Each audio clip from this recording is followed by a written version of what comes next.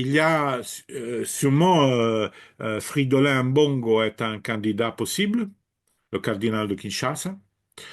Euh, il a d'ailleurs travaillé beaucoup pour la médiation entre les églises africaines et Rome lorsqu'il y a eu la fiducia supplicans, on en avait parlé, c'est-à-dire la bénédiction des couples homosexuels.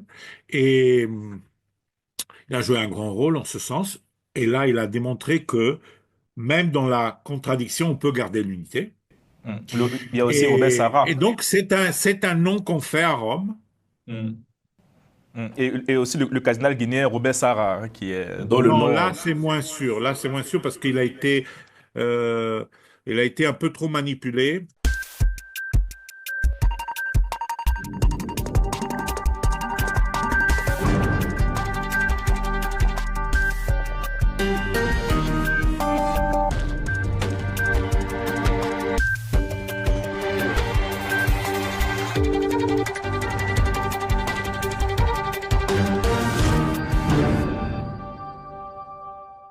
Bonsoir à tous. Nous recevons ce soir Mario Giraud, responsable des relations internationales au sein de la communauté Saint-Egidio. Bonsoir Mario.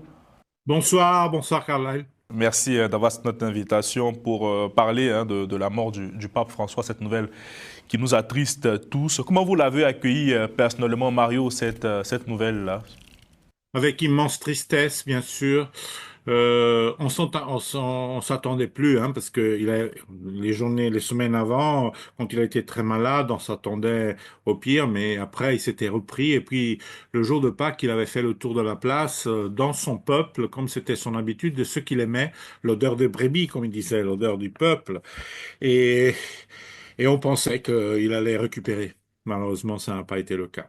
Mario, quelles étaient les relations du pape avec votre communauté Saint-Egidio? Très forte, je dirais. Il a même donné un nom à la communauté. Il a dit la communauté, c'est la communauté des trois P, Mhm. paix, prière et pauvre. Depuis lors, on a adopté cette chose des trois P pour l'écrire Sant'Egidio.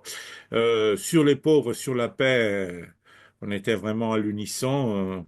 Il a dit des choses qu'on pensait depuis toujours et qu'on disait aussi. Et c'était vraiment le pape de la périphérie. La communauté est née en périphérie.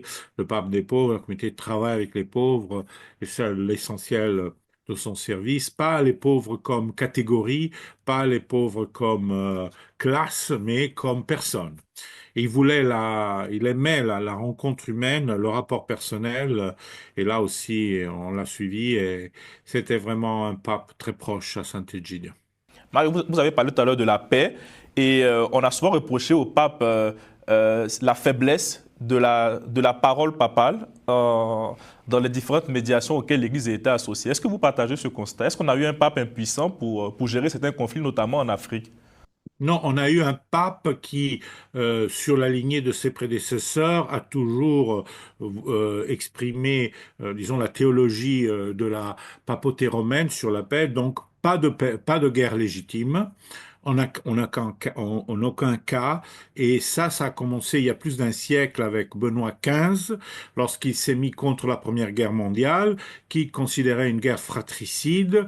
Et il a été critiqué en France en disant, en France on disait le pape Bosch, le pape Pilate XV, et en Autriche, disons dans l'Empire à l'époque autrichien, qui était catholique, on disait la même chose de l'autre sens. Donc le pape François ne s'est pas offusqué plus que ça, parce que si vous faites l'histoire, si vous voyez l'histoire de la théologie contre la guerre et pour la paix de la papauté romaine depuis Benoît XV jusqu'à François, vous voyez que c'est un crescendo de délégitimation de la guerre. Jean-Paul II s'était mis contre la guerre en Irak. Euh, Jean XXIII avait fait la Pacem in Terris, la grande encyclique. Donc je dois dire que malgré le fait que la guerre est redevenue disons, a été réévaluée en cette période comme un instrument, un outil politique. Euh, la théologie et donc le discours fondamental de la papauté romaine, qui n'est pas partagé par tous les catholiques, bien sûr, parce qu'il y a encore du nationalisme, il faut soigner tout ça, etc. mais est à la pointe de la délégitimation de la guerre. Là, on est vraiment, c'est Rome, ça, hein, et ça, c'est Rome, et je ne vois pas des changements en ce sens. Ça va aller dans cette direction aussi avec ses successeurs. Mario, est-ce que le pape a conquis le cœur des fidèles catholiques africains? Alors, euh, il n'a pas voyagé autant que Jean-Paul II. Il a eu moins de temps. Il est devenu pape pas à 54 ans, mais à 75. Donc ça, Mm. c'est différent. Mais quand même, quand il a été en Afrique, je pense qu'il a conquis le cœur des peuples africains. Il a moins conquis les cœurs du clergé africain. Voilà, si on veut faire une différence. C'est-à-dire surtout le haut clergé, c'est-à-dire les évêques, les archevêques, etc. Euh, et en ce sens, il a été plus proche du peuple, mais ça c'est vrai partout, hein, pas spécifique à l'Afrique, hein. Il s'est mis contre les puissants et il s'est mis aussi contre les puissants dans l'Église. Mm. Et c'est la théologie du peuple, comme on l'appelle, non? Il y a des livres sur ça. C'était sa manière de voir la théologie de libération, transformée en théologie du peuple pour la libérer de la manipulation des gauches, disons surtout du communisme, comme ça a été le cas pour la théologie de la libération pendant les années 60 et 70 du siècle passé. C'est une vieille histoire qui ne concerne pas spécifiquement l'Afrique, mais plutôt l'Amérique latine. Lui, avec la théologie du peuple, mais il était très dur avec les puissants, même à l'intérieur de l'Église. Il a été très anticlérical, si on peut dire en ce sens. C'est pour ça qu'il a plu aussi à beaucoup de laïcs non croyants. Euh, il allait au-delà des frontières de l'Église. Oui, c'était un pape très populaire, hein, avec ses 55 millions d'abonnés sur le réseau social X, par exemple. Bien C'est- sûr. Oui, ça c'est une chose que vous faites bien à le dire, Carlyle, parce que c'est une chose totalement nouvelle par rapport à ses prédécesseurs. L'utilisation des social media, des médias sociaux, qui n'était pas le cas naturellement de Ratzinger, et même pas de Wojtyła, qui utilisait la télévision beaucoup, mais pas les social media. Est-ce que cela fait de lui un pape progressiste, comme on entend aujourd'hui dans les médias? Non, alors il faut oublier les catégories politiques laïques, progressistes et conservateurs. Il faut totalement oublier parce que ça n'explique pas l'Église. On peut être conservateur du point de vue moral et très progressiste, même ultra-révolutionnaire du point de vue socio-économique. C'est le cas, par exemple, de beaucoup de cardinaux africains. Euh, donc, je pense qu'on est à une situation où les cardinaux vont se confronter sur le thème de l'unité, non? Comment garder l'unité de ce grand monde d'1 milliard et 350 millions de catholiques dans un monde qui est devenu totalement flexible du point de vue des mentalités, d'un côté, on trouve de tout, et de l'autre côté, totalement détruit, déconstruit par guerre, globalisation, crise de la globalisation, crise économique et financière. Donc c'est un monde difficile à gérer. Alors comment de Rome peut-on garder l'unité dans ce monde? Et là, il y aura probablement un discours, pas entre les conservateurs et les progressistes comme nous l'imaginons, mais entre ceux qui pensent qu'il faut renforcer la gouvernance romaine, et là tu peux trouver et des conservateurs et des progressistes qui pensent cela, et ceux qui croient, de l'autre côté, au contraire, qu'il faut garder le chemin de la gouvernance charismatique. Non, guerre charismatique, et là, tu peux trouver et de la droite et de la gauche en ça, parce que le monde est trop compliqué, on ne le gouverne pas avec des structures. Et donc, il faut le gouverner d'une autre manière, avec un gouvernement charismatique, justement. Je pense qu'avec le souci de l'unité qui est un souci général de tous les 135 ou 38 cardinaux qui vont se réunir au conclave, autour de ce thème, peut-être il y a un clivage entre ces deux visions, non?